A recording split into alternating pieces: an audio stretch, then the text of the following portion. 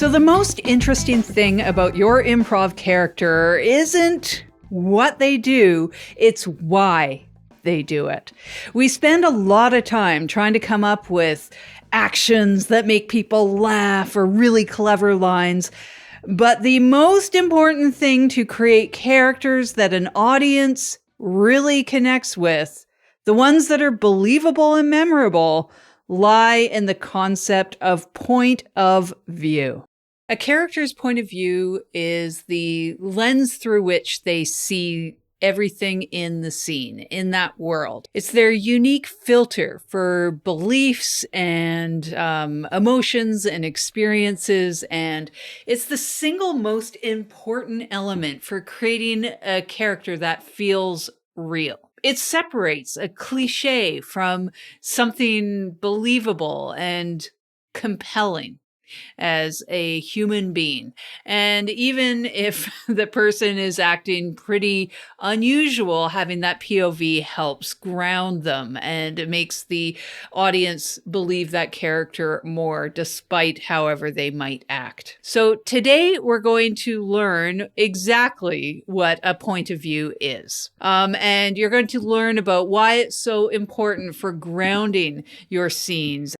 And I'll show you 4 distinct methods, each with their own practice exercises that you can use with a group or on your own to start practicing adding these strong, consistent POVs right in your own performances. Hi, I'm Jen DeHaan, and this is Your Improv Brain. I'm an improviser who creates and produces podcasts, including improvised ones at Stereo Forest.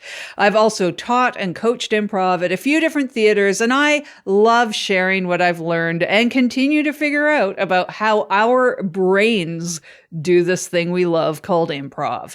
Because you probably love doing improv too, if you're here listening to me right now, I guess. And as we go through this episode, a big question might come up. How do you build a holistic character in a world without doing some boring monologue about their backstory? But stay listening to this episode because I'll get to that 4th method, and that's where I'll explain a simple mental tool that can help you do just that very thing. And it's something that you can start using the very next time that you improvise. Now, before we get into the how for giving your character a point of view, let's first have a clear definition explained of what this POV thing actually is, so you have a solid foundation to build on today. And it's much more than just an opinion that your character has. So what is point of view for an improv or a scripted character that you want to create? It refers to that character's perspective, their personal philosophy, their system of beliefs, and how they filter emotions. The POV is their internal operating system that determines how they see and react to the world that you build in the scene, in the set, or in the script. Now, the POV also includes the character's wants, their needs, and their own personal logic, whether it's unusual or if it's grounded. It makes that character make sense, even if or when they might be illogical. And it can also involve their lived experience, even though we might not build that out completely in a scene. For example, you don't want to, say, need a monologue about your character's entire backstory to establish their POV. But the fact that they say once rehabilitated feral dogs in rural Manitoba might be a very relevant detail, or even maybe a short monologue if it's called for, to share when, say, they're training elephants to swim in a lake. That might actually come up in a scene. So basically, you only share what the audience needs for context. Everything your character says and does is filtered through the lens of that POV. It affects the game of the scene. It determines whether you're playing a more, say, grounded character or an unusual character with their own strange logic. That's how you get it in there. And this is important because it's what makes your characters and their relationships go from being kind of lifeless or bland or cliche to being relatable and believable to yourself and your audiences. It helps you ground the scenes. It even kind of helps ground those worlds that you're building. And once you establish that POV, it's important to keep it consistent.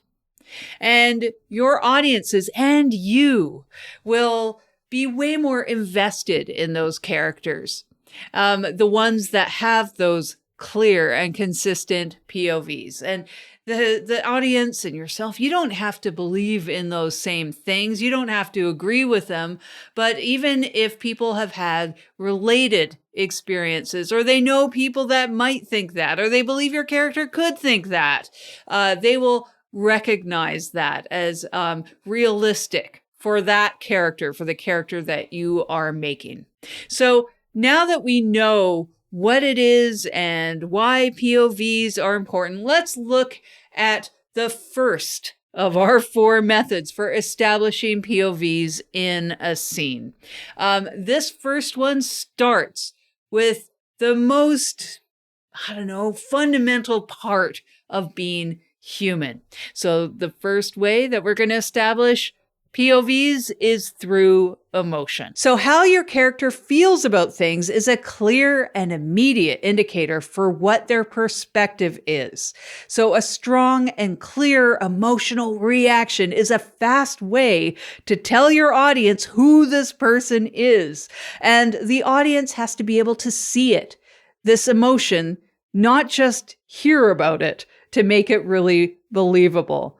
So practicing expressing clear and sometimes even extreme emotions can be a really big help in establishing your character's POV.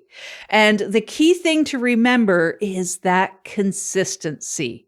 If your character is, say, terrified of mice in the first minute, they should still be terrified of mice 10 minutes later, unless something happens in the scene to change that POV. So here's an exercise to practice this. So 2 players are up. Player 1 gives that initiation. Player 2 reacts to that initiation with a huge emotional reaction. It can be a sound like a gasp or a sob or a single emotionally charged line. The key is that it has to be significantly oversized for this one response, at least. Then line 3 and onwards, just see where the scene goes. Play that scene out.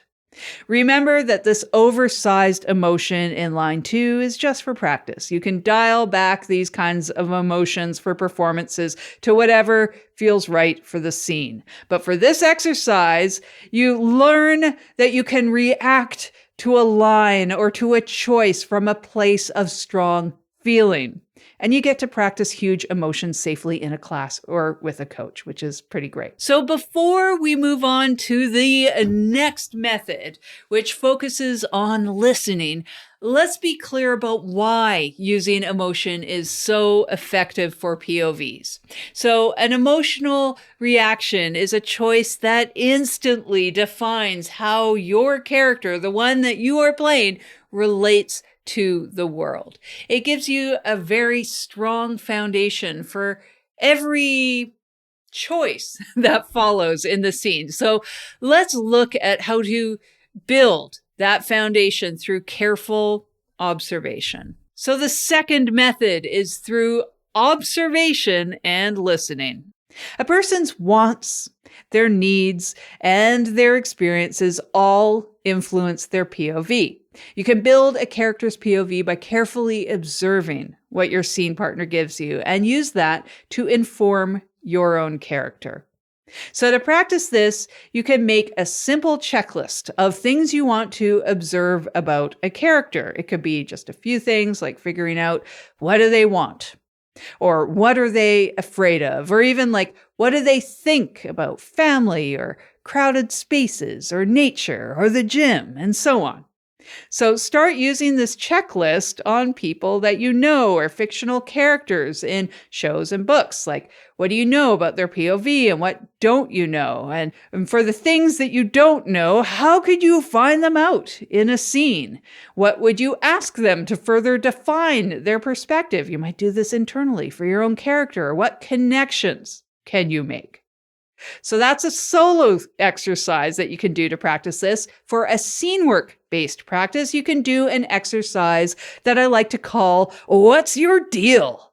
In a 2-player scene, each player decides on their character's deal before the scene begins, or the coach can give them one. It can be a simple archetype, even a cliche to explore, like Sharon is a know-it-all about fine wine.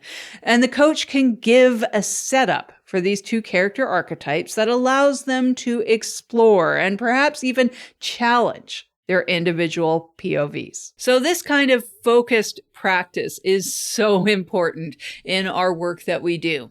So if you're finding this episode useful, do me a favor and subscribe to the improvupdate.com newsletter.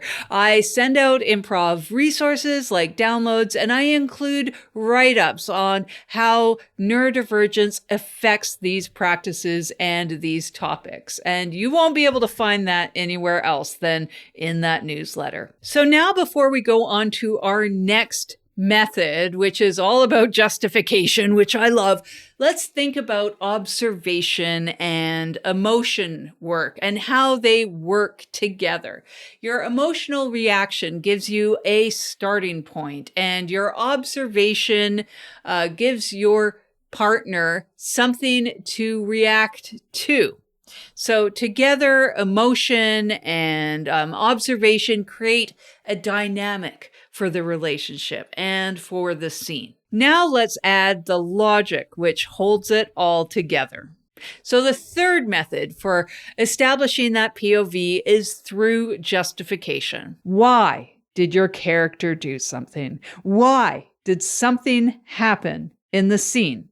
And when you answer these kind of questions as a justification within the scene, for example, you do something unusual and then you give the reason why you did that unusual thing, that information that you put in there often becomes a core part of your character's point of view. But remember, however you justify has to make sense for the character and the scene. And also remember, you don't need to justify everything that comes up, even as fun as that might be for some of us. Justify enough so the audience knows what they need to know about your character and they can infer the rest. Now, one of the simplest justification exercises, this is really more of a warm-up, involves one player making a statement, something that needs a justification, which is then done by player 2.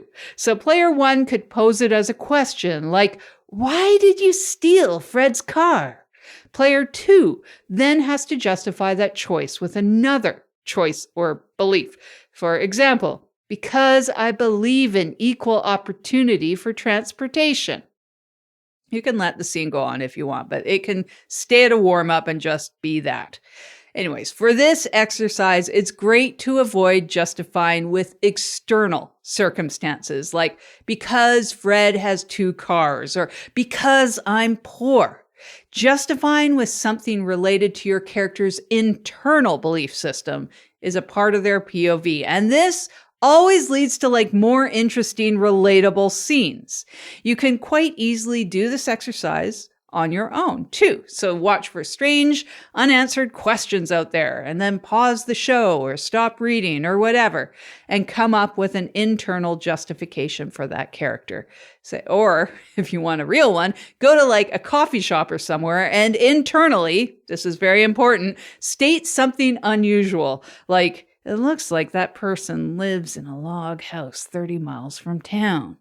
And then come up with their internal motivation to do so or an internal justification for something that you're watching. Again, Do this one inside your head for practice only.